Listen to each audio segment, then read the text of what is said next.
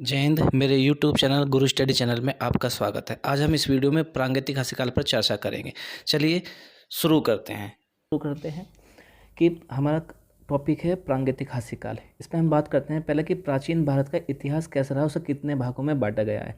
प्राचीन भारत के इतिहास को हमने 3 भागों में बांटा है। पहला प्रागैतिक हस्तकाल या पाषाण काल, दूसरा है अधऐतिहासिक काल और तीसरा है ऐतिहासिक काल। ये 3 भागों में बांटा है, लेकिन इनको भी अलग अलग भागों में बांटा गया। जैसे प्रागैतिक हस्तकाल काल या पाषाण काल को हमने 3 भागों में बांटा है। पूरा पाषाण काल यानी 25 लाख से 8000 ईसा पूर्व तक है, और इसको भी हमने फिर 3 भागों में बांटा है। निम्न पूरा पाषाण काल, मध्य पूरा पाषाण काल, उच्च पूरा पाषाण काल। इसके बाद आता है दूसरा पार्ट इसका मध्य पाषाण काल 8000 से 4000 ईसा पूर्व तक। फिर है नव पाषाण काल 4000 से 2500 ईसा पूर्व तक। इसके बाद है अधइतिहास, ये सिंधु घाटी सभ्यता 2500 से 1500 ईसा पूर्व, वैदिक सभ्यता 1500 से 600 ईसा पूर्व। इसके बाद हमने वैदिक सभ्यता को भी 2 भागों में बांटा है। वैदिक काल यानी कि ऋग्वैदिक काल, ये है समय पीरियड 1500 ईसा पूर्व से 1000 ईसा पूर्व, और दूसरा है उत्तर वैदिक काल 1000 ईसा पूर्व से 600 ईसा पूर्व तक। ऐतिहासिक काल को हमने 3 भागों में बांटा है। प्राचीन भारत का इतिहास 600 ईसा पूर्व से 712 ईसा पूर्व, मध्यकालीन भारत का इतिहास 712 से 1707 ईसा पूर्व, और आधुनिक भारत का इतिहास 1707 से 1964 ईस्वी तक। सॉरी, ये ईस्वी है। 712 से ईस्वी से 1707 ईस्वी, 600 ईस्वी ईसा पूर्व से 712 ईस्वी तक है ये। अब बात करते हैं प्रागैतिक हस्तकाल काल की कि प्रागैतिक हस्तकाल काल क्या है।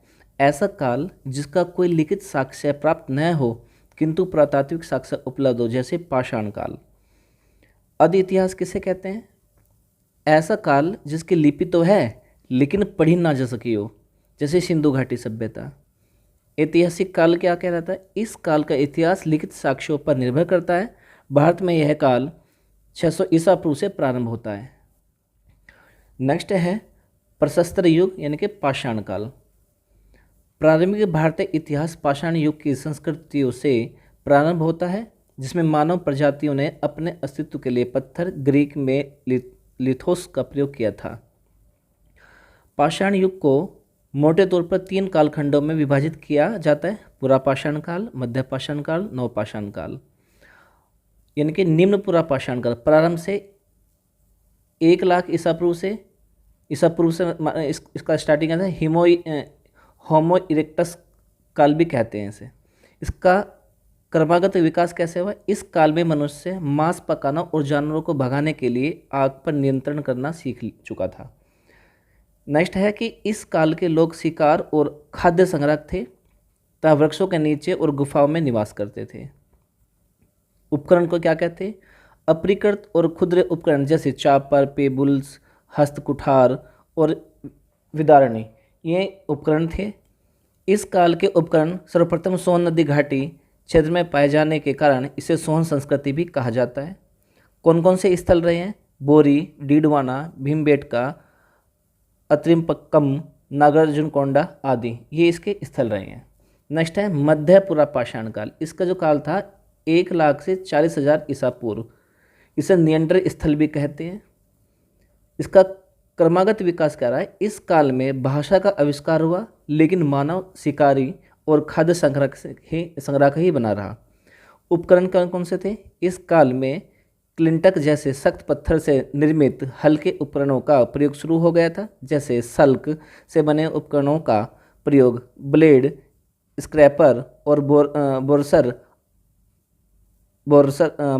बोरस आदि के रूप में, इसलिए इस काल को फ्लक संस्कृति की संज्ञा दी जाती है। स्थल कौन कौन से रहे? नेवासा, भीमबेटका, डीडवाना, उत्तर प्रदेश में बेलन घाटी आदि। नेक्स्ट है उच्च पूरा पाषाण युग। ये 40,000 से 10,000 ईसा पूर्व तक माना जाता है। इसे होमोसेपियंस का नाम दिया जाता है। इसका क्रमागत विकास कब हुआ? अन्य होमोनिड प्रजाति इस समय तक विलुप्त हो गए थे। इसका उपकरण क्या रहा? उपकरण अधिक परिष्कृत और हल्के उपकरण का प्रयोग किया जाने लगा था। इन उपकरणों के दोनों किनारों धारदार होते थे, जैसे ब्लेड, स्क्रैपर और ब्यूरिन। इन्हें हत्थे में लगाया जाता था। सुई, हार्पून आदि हड्डी से निर्मित औजार थे। स्थल क्या कहा? रेनीगुंटा, सिंहभूम, उत्तर प्रदेश में बेलन घाटी, पटने आदि। नेक्स्ट है मध्य पाषाण युग, यानी कि 1000 ईसा पूर्व से 10,000 ईसा पूर्व से 8000 ईसा पूर्व तक। इसका क्रमागत विकास क्या रहा? इस काल में पहली बार धनुष और बाण का प्रयोग किया गया। इसमें बड़े जानवरों का शिकार करना आसान हो गया था। पहली बार समाधान के बारे में जानकारी प्राप्त होती है और पत्थर से बने गहनों के प्रयोग के बारे में पता चलता है। पालतू जानवर कौन से? भेड़ थी और बकरियां थी। उपकरण क्या क्या रहे? माइक्रोलिथ उपकरण अर्थात सूक्ष्म आकार के पत्थरों से बने परिष्कृत औजार थे। यह है पुरापाषाण और नवपाषाण युग के बीच संक्रमणकालीन अवधि है, जैसे धनुष और बाण तथा चंद्राकार, त्रिकोणीय, वर्गाकार, आयताकार, अर्धचंद्राकार आदि आकार के अन्य माइक्रो उपकरणों का प्रयोग किया जाता था। नेक्स्ट है स्थल क्या क्या रहे हैं इसके भाई?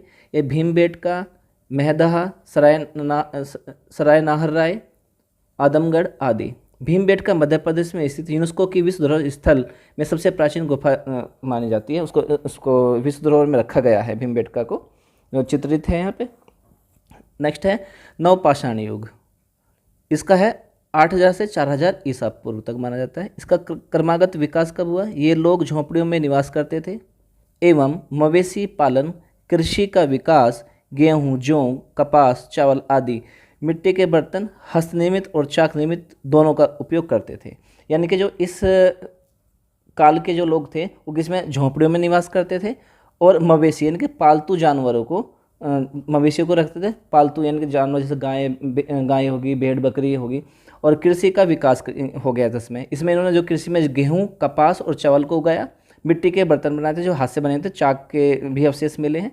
ठीक है, क्या क्या उपकरण थे? शिकार और कृषि दोनों के लिए धारदार और पॉलिश किए गए पत्थर के उपकरणों का प्रयोग करते थे। उदाहरण खंजर, गड्ढा बनाने के लिए छड़ी का उपयोग, सिल पीसने के लिए, पत्थर, दराती, आरी, गोपन पत्थर आदि इनके लगातार रगड़कर चिकना किया जाता। इन पत्थरों को जो चिकना किया जाता है, रगड़ रगड़ के चिकना किया जाता था।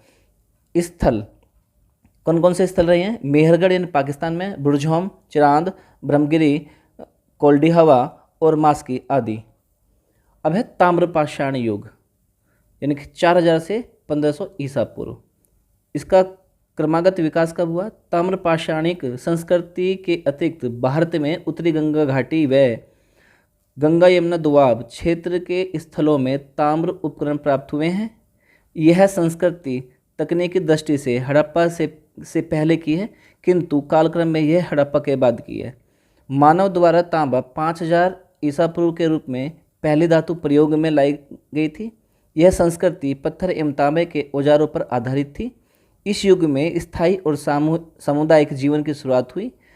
मुख्य फसलें क्या क्या रही? जौ, गेहूं, मसूर, बाजरा, रागी, मटर, काला चना तथा कपास इनकी यहाँ की मुख्य फसलें रही हैं। इस कालक्रम में दो मुख्य संस्कृति थी। पहली थी बनास आहड़ संस्कृति जो राजस्थान में प्रचलित रही। इस क्षेत्र की ताम्रपाषाण संस्कृति को बनास नदी के नाम पर बनास संस्कृति की संज्ञा दी गई। इसे आहार संस्कृति भी कहा जाता है। आहड़ का प्राचीन नाम ताम्बवंती अर्थात तांबे वाली जगह है, क्योंकि यहाँ पत्थर की जगह ज़्यादातर तांबे के औजार प्राप्त हुए हैं। और दूसरी जो संस्कृति थी कायथा संस्कृति, ये मध्य प्रदेश में प्रचलित रही है। कायथा संस्कृति, कायथा स्थल मध्य प्रदेश के छोटी काली सिंध नदी इनके चंबल की एक सहायक नदी थी, उसके दाहिने किनारे पर स्थित है। कायथा संस्कृति वर्तमान मालवा क्षेत्र में सबसे पहले ज्ञात कृषि बस्ती का प्रतिनिधित्व करती है। इसमें उन्नत तांबा धातु विज्ञान और पत्थर के ब्लेड उद्योग भी शामिल हैं।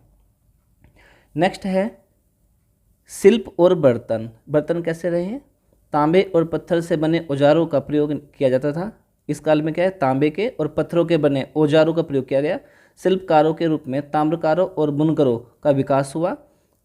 काले और लाल मर्दभांडों का प्रयोग किया जाता था। काले मर्दभांड के ऊपर विभिन्न आकृतियाँ बनाई जाती। काले मर्दभांड का मतलब मिट्टी के बर्तन, काले और लाल कलर के मिट्टी के बर्तन बनाए जाते थे। उपकरण प्रतिमाएं क्या क्या रही हैं? चाकू, कुल्हाड़ी, मछली पकड़ने के कांटे, छेनी, पिन और छड़े आदि तांबे और इसकी मिश्र धातुओं से निर्मित किए जाते थे। अर्धकीमती पत्थरों की माला और मातृ देवी की टेराकोटा की मूर्ति पाई जाती है। शवों के साथ विभिन्न उपकरण को भी कलश में दफनाया जाता था। स्थल कौन कौन से रहे? ये स्थल पूरे भारतीय उपमहाद्वीप में फैले हुए महत्वपूर्ण स्थल हैं। नवदा टोली, जोरवे, दैमाबाद, अहाड़, बनास, मालवा, इनामगांव, कौशाम्बी, मेहगम, आलमगीरपुर, रोपड़ आदि। सीमाएं क्या कह रही? पालतू जानवरों का पूरी तरह से उपयोग नहीं किया जा सका था। लोह, अश्व और लिपि से अपरिचित है, यानी कि यहाँ के लोग एक तो लोहे धातु से अपरिचित है, अश्व माने घोड़ा, और उस तरह की लिपियों से भी अपरिचित थे। शिशु समाधान की बड़ी संख्या उच्च बाल मृत्यु दर की ओर संकेत करती है।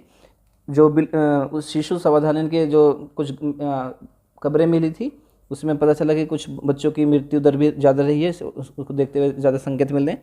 लोह युग, मानव सभ्यता के विकास क्रम में लोह युग का प्रयोग मनुष्य 2000 ईसा पूर्व के आसपास प्रयोग करना सीख लिया था, परंतु इसका प्रयोग कुछ समुदायों तक ही सीमित था। एशिया माइनर तुर्की की हित्ती जाति ने लोह के निर्माण की तकनीक को खोज लिया था इन्होंने। किसने? हित्ती जाति के लोह के निर्माण की। लोह की ढलाई 1400 ईसा पूर्व में होनी शुरू हो गई थी। भारत में लोह युग का प्रारंभ 1000 ईसा पूर्व के लगभग माना जाता है। वेलर के अनुसार भारत में सर्वप्रथम लोहे का प्रयोग ईरान के हखामनी शासकों द्वारा किया गया था। भारत में लोहों के साक्ष्य लगभग 1000 ईसा पूर्व में अंतरजी खेड़ा एटा उत्तर प्रदेश से प्राप्त हुए हैं। चलिए, ये हमारा टॉपिक कंप्लीट होता है। आशा करता हूँ कि आपको ये वीडियो पसंद आई होगी। कृपया लाइक करें, शेयर करें, सब्सक्राइब करें और कमेंट करना ना भूलें। मिलते हैं एक नई वीडियो के साथ, तब तक के लिए जय हिंद, जय भारत।